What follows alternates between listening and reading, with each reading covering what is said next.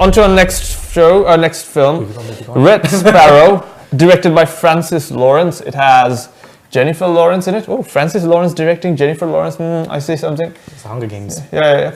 Well, yeah, Francis Lawrence. And Lawrence Part, yeah. So this guy directed Hunger Games, I Am Legend film. He's a veteran in the industry. He knows how to direct. I'm still having arguments about I Am Legend if it makes sense. Why don't let's not go there. Elena, you watched it as well. So why don't you give a start on what you think of this film? Okay, so it starts off with Jennifer Lawrence. She is a ballet dancer, and there is an accident, and she can't dance anymore. And she gets picked up by her uncle, who works for the state in Russia, and they use her to get close to a diplomat of some sort.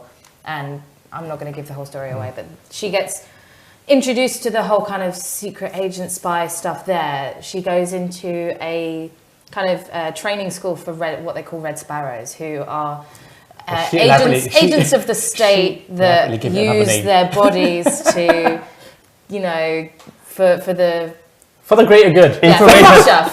Information extraction. Information extraction. Yeah, basically, Jennifer Lawrence gives it another name in the film, but which will not really see it, but I don't want to get too deep into that. I mean, it's a massive part of the film. I think if you're not into a lot of nudity and sex on screen, then I'd definitely say right now this movie isn't for you. Oh, it's 18 plus, is it? It's a 15. Surprisingly, it's 15, I'm like, you can get away with a lot, and there is proper nudity. There is a lot of nudity and surprisingly a lot of gore as well.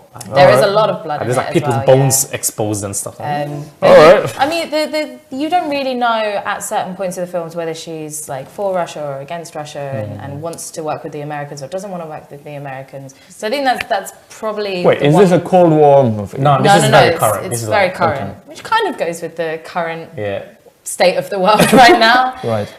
But I think. Okay, so it's interesting in that respect. There are like sort of plot twists and things like that, which I wasn't really expecting. So I think that was one good thing about it. It's a spy thriller, then, is it?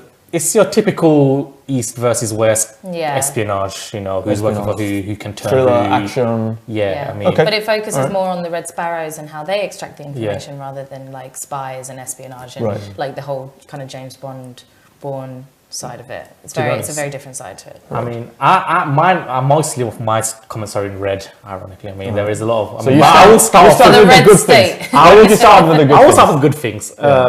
It's a wonderfully shot movie. It's artistically turned out, and the ballet scenes opening. Yes, that was beautiful. Opening 10 minutes are gorgeous. What else do I have here? So opening 10 minutes gorgeous, and then it goes downhill. It looks great.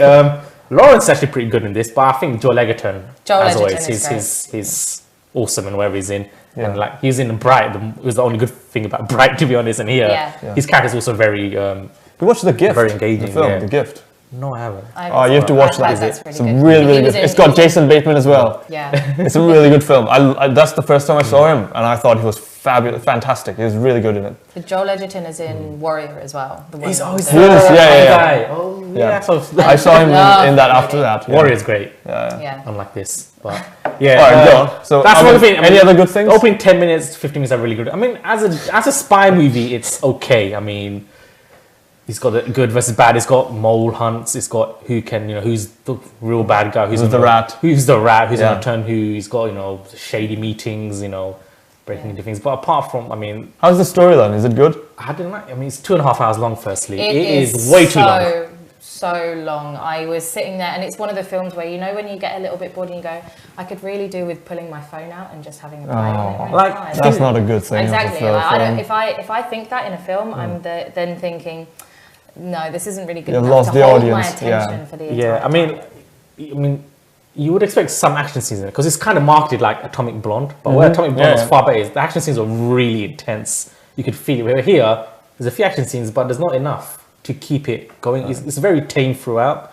And you're looking for a bit of a spike just to keep you engaged, but it doesn't happen. And it's like, well, not everyone is Charlize Theron, are they? Yeah, I mean, but even then, there's not really much to keep you engaged. Like it's very like Tinker Tailor Soldier Spy, which is very cerebral. Yeah. You have to really pay attention. I think this is what it's trying to be, but it just doesn't work. I just didn't really. Yeah, because whereas like Tinker Tailor Soldier Spy, it had those little bits that kept you hung up on it. Whereas this one, it just kind of dropped you quite a lot. You were just kind of dipping in and out of attention. Was it a bit derivative? So you know where the ending was going, and I didn't that's why exactly know where the ending was going to go, which is what basically my one good thing to say about it. I didn't. There were plot twists, and you didn't quite expect it, but it is very much like sex espionage. There's not a lot of creeping around and opening locks. She's good at sex and she's so good at opening locks, and that's about it. And she opens like 2 locks throughout the 2.5 minutes. But even then, 2.5 hours. I mean, I can say like, she's quite a useless spy. She doesn't use any guns or weapons. She's not trained in that. you don't have to be a But if you're gunfighter gonna to put be them in the field as a spy, you get some basic combat Or even training. like hand to hand. But she's useless in that. She doesn't, like, she opens a lock. That's as much espionage as she does. probably a real life spy watching is us like- today, and he's thinking, Abu knows nothing about spy work. All I do is sit on a computer. But it's just like very like. I mean, Up if at you're gonna go, GCHQ. if you're gonna go through the spy route, but there's very little of that stuff in it, you know. And also the training she does is quite crude and severe. Right. But even then, she doesn't really put that into much use. It's like they properly break her like mentally. Like, this is the really intense stuff you're gonna do. But when she does a mission, it's just pretty casual. It's like there was no need to put her through that level of. There's no payoff in that sense. Maybe like, in the sequel there will. there won't be a sequel. I don't think. Anyway, so if you were to summarize, verdict, shall we watch it? Watch it, don't watch it? I think watch it. Like, it's not Just for- terrible, but For me, I'll watch it for Jennifer Lawrence naked. Yeah, if you're a 15-year-old, you can't watch anything else because everything requires you to be 18.